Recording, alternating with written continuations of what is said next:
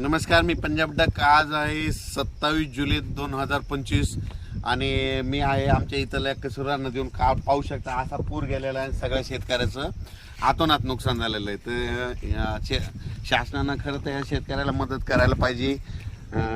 या ठिकाणी पंचनामे करून यांना मदत द्यायलाच पाहिजे, कारण की खूप अतिवृष्टीने आमच्या परभणी जिल्ह्यात सगळ्या राज्यात, जालना जिल्हा बऱ्याच ठिकाणी ज्या ज्या ठिकाणी नुकसान झालं त्यांचं भरपाई द्यायलाच पाहिजे. आणि आज या ठिकाणाहून मी शेतकऱ्यासाठी एक खास करून एक आनंदाची बातमी देणार आहे, कारण की राज्यामध्ये उद्या 28 तारखेला म्हणजे उद्या सोमवारी सूर्यदर्शन होणार आहे. पाऊस थोडी विश्रांती घेणार आहे, म्हणून हा अंदाज लक्षात यायचा. राज्यात सांगायचं झालं तर पूर्व विदर्भ, पश्चिम विदर्भ, दक्षिण महाराष्ट्र, उत्तर महाराष्ट्र, कोकणपट्टी, खानदेश जवळपास 4-5 दिवस सारखा पाऊस चालू होता.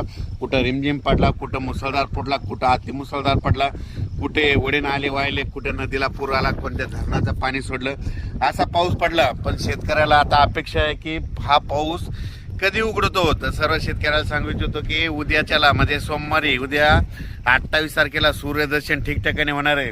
29 तारखेला आणखीन खूप ठिकाणी सूर्यदर्शन होणार आहे, म्हणून हा अंदाज लक्षात घ्यायचा. ज्या ठिकाणी पाऊस नाही पडला तसं आहे, म्हणजे आज 27 तारखेला बऱ्याच ठिकाणी पाऊस पडणार आहे. काही ठिकाणी सूर्यदर्शन होईल आणि परत जोराचा पाऊस आज आणि उद्याचे दिवस पडणार आहे, म्हणून हा अंदाज लक्षात घ्यायचा. पण एकदम असं बंद होणार नाही. उद्याचे दिवस आणखी थोडा पाऊस आहे, फक्त मात्र उद्यापासून थोडी विश्रांती घेणार आहे, म्हणून हा अंदाज लक्षात द्यायचा.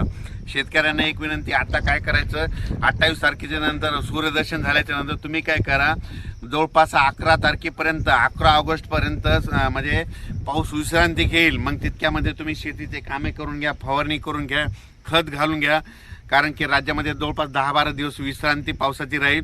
विश्रांती जरी राहिली तर तुम्हाला एक सांगतो की ऑगस्ट महिन्यात देखील समजा 1 ते 11 ऑगस्टच्या दरम्यान भाग बदलत आपला स्थानिक वातावरण तयार होऊन पाऊस पडणार आहे.